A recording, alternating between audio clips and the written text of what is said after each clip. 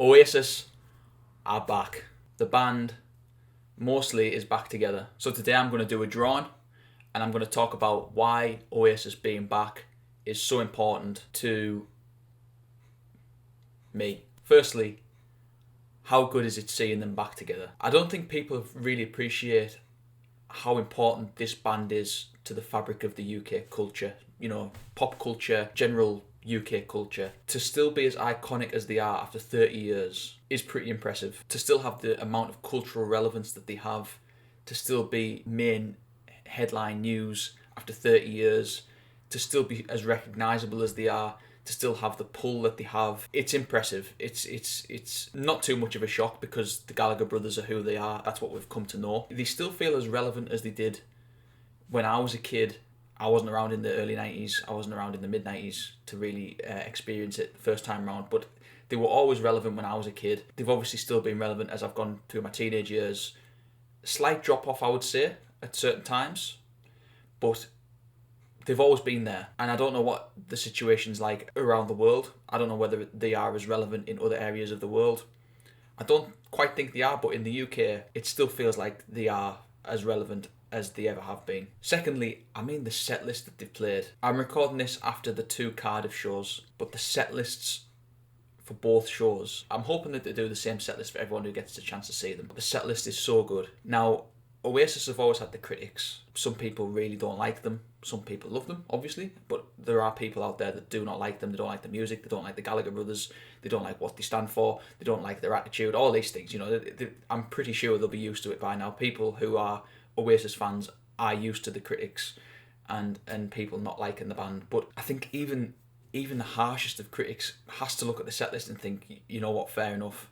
There aren't many bands maybe in the history of music that could create a set list that is as impressive as this. And you could argue that there's still some big hitters being missed out of the set lists. There's certain bands, certain musicians that I'm not keen on, but when you look at the set list, you think, fair play. You've got a catalogue of work there that you just can't argue with, really. Personally, I'm glad that they haven't bothered releasing a new song or an album. It just feels like a proper nostalgia-fueled cultural moment that spans generations, from young kids that'll be there hearing both of them perform for the first time, to my generation, which is slightly older, but I didn't really have the chance to. I was slightly too young to see them in 2009.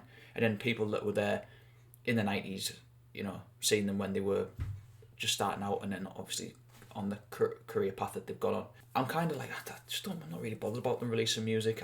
Some cynics would say that not releasing music's a bit of a cash grab. Some cynics would say that the whole thing's a cash grab, but in my opinion, go for it. Just make hay while the sun shines. I've really missed an opportunity there, haven't I? As long as they want to be on stage, and as long as they perform well and look like they're enjoying it, and as long as they're having a good time, and as long as the people in the crowd are having a good time, I don't really care how much money they make and how much merchandise they sell, and how many Spotify listens it gains them, and all these different things that people would be cynical about. I don't care.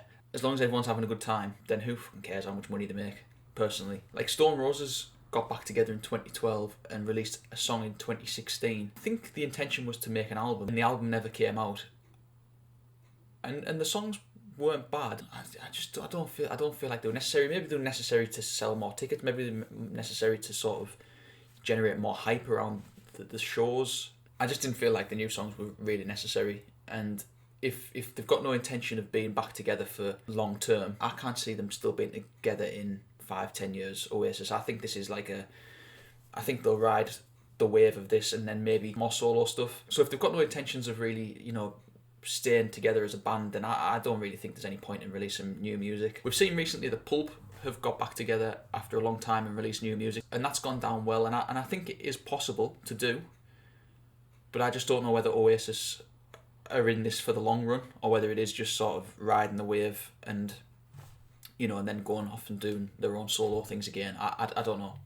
Obviously there'll be people out there that would absolutely love new Oasis music, and maybe one day we will get that, but for now, just enjoy hearing them live, seeing them on stage live. I don't think people really appreciate the power of music, and I mean that in the sense that there's not a lot of feelings that you get in life, like being in a room or a stadium or an arena full of people who all have the same energy and are all in sync and everybody's having a good time. It's a feeling like no other, and I can't imagine what it feels like as a band who are the reciprocates of this energy.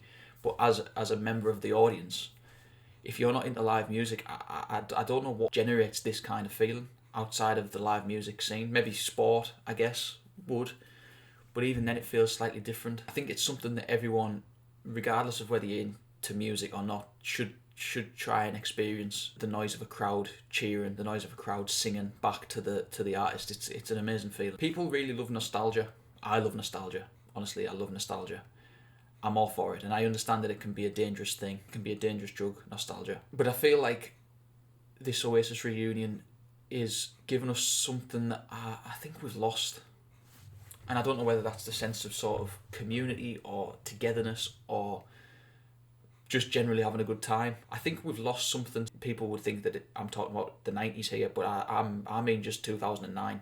I think something's dramatically changed. I think a lot of it is down to social media. I think a lot of it is down to smartphones and the effect that has on people. I think it's good to experience something that can just transport you into a different place for an hour or 2 hours or 3 hours, whether that is the 90s, whether you're around in the 90s and this gives you a chance to relive your youth, or whether you're a young person, you can just step away from the pressures of being on social media and just anything, you know, whatever it is. Just being in a happy place for 2 or 3 hours, hearing songs that you love by a band that you love is an important thing. If the band are enjoying it, then that's also important and it's good. I've always been a bit sceptical of the fallout. I think there was probably times in 2009 and after that where they genuinely didn't like each other due to what had happened with Oasis. But I have always been a little bit sceptical that they really don't like each other. I think they probably liked each other a little bit more than what they made out. Yeah, there's been times where I think Liam's overstepped the mark on social media, but I imagine that there's been a bit of contact over the 16 years is what I would say. The Jam were never getting back together.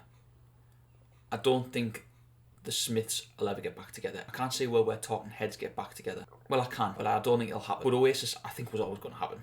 It was always going to happen at some point, and I think it was just a matter of when. I went to see Liam Gallagher on the Definitely Maybe tour when they were celebrating 30 years of that album, and it felt like something was bubbling.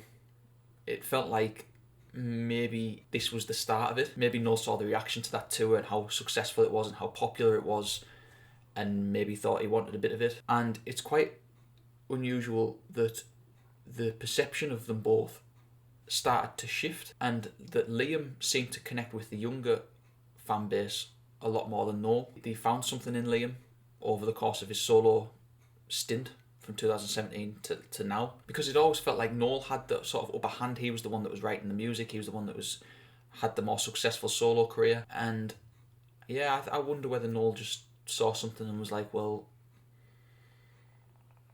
you know, I want a bit of this. I think that's probably what's happened. I know there's probably other reasons why the band's back together, financial reasons, personal reasons, but I think a lot of it is down to the reaction that Liam got on his tour last year on the Definitely Maybe tour. So yeah, I'm going to see them in Edinburgh, hopefully. A lot of people are being quite cynical, saying that it won't happen. I can't see a world where they don't happen. I mean, I can see a world where that happens, but I think it would be a massive... It would be a shocker. It would be a shocker. And I'll be devastated. This is the drawing that I've done. I hope you like it. What does the future hold for this version of Oasis? I don't know. If it does end after this tour, I hope it ends on a high, is what I would say. I hope they sing the songs they want to sing. I hope they make the money they want to make. I hope everyone enjoys it. I recently did a reaction to Sam Fender's live shows at St James's Park in Newcastle. You can watch that if you would like. Thank you for watching. Goodbye. How many special people